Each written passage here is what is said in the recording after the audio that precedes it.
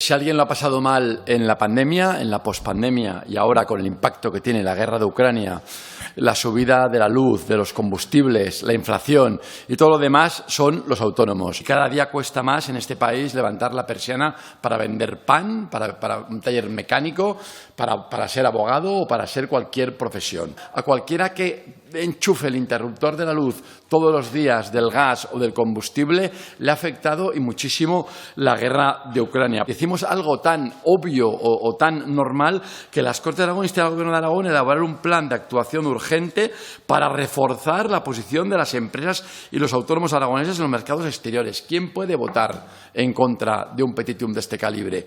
Es muy complicado decir que nadie se quede atrás y luego votar en contra de este tipo de iniciativas. ¿Votos a favor de la iniciativa? 8.